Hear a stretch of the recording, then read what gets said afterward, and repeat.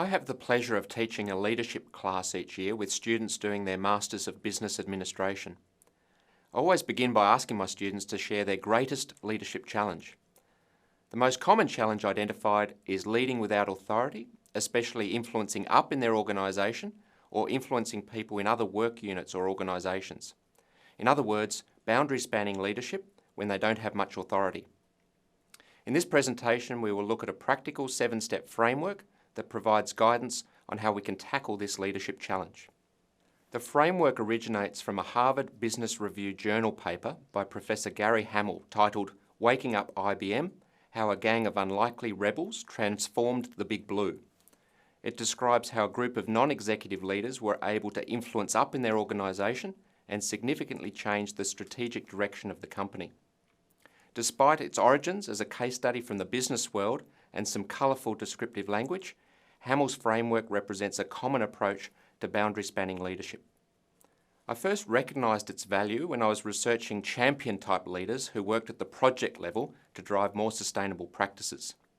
These leaders had to engage in boundary-spanning leadership to influence their peers, executives in their organisations, stakeholders outside of their organisations, and politicians.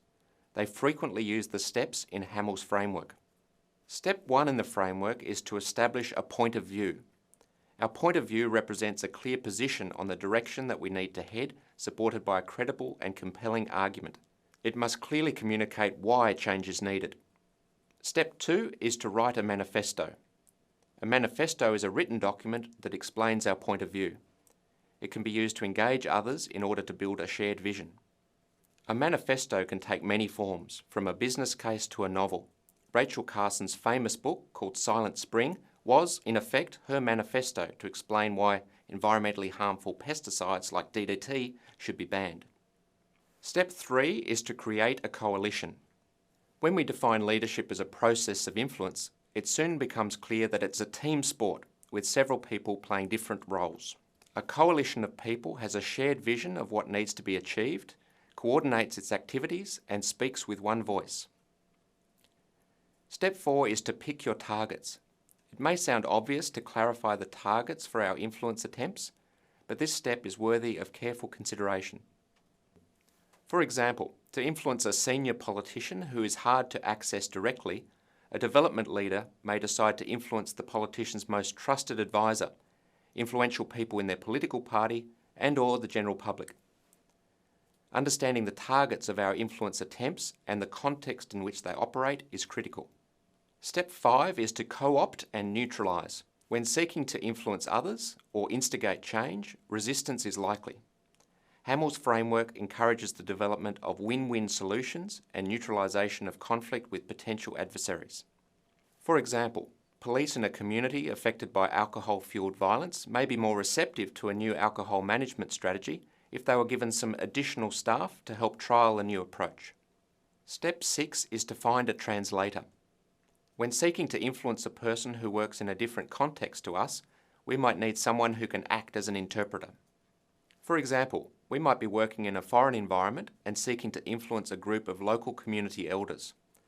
We may know one of them well and be able to get their help to communicate with the other members of their group. The final step in Hamel's framework is to win small, win early, and win often. This step highlights the importance of finding ways to quickly demonstrate that our ideas can work without the need for stakeholders to take large risks. Demonstration projects commonly feature at this stage. If successful, they can help to build our personal power and provide additional opportunities for influence. For example, they may generate reliable costing information or attract interest from the media. So what do you think of this framework as a tool to help plan and guide your cross-boundary influence attempts? Clearly, I think it has value, but I also think it could be enhanced by adding 3 steps. The first is to start with an environmental scan to gain a deep understanding of the context in which we want to exert influence. The second is to consider windows of opportunity and particular venues that could help us to exert influence. For example, an upcoming local election may create opportunities to engage local politicians. The third additional step is to reflect and adapt. It is unlikely that a challenging influence attempt will go completely as planned. It's more likely that some things we try won't work and we will need to adapt.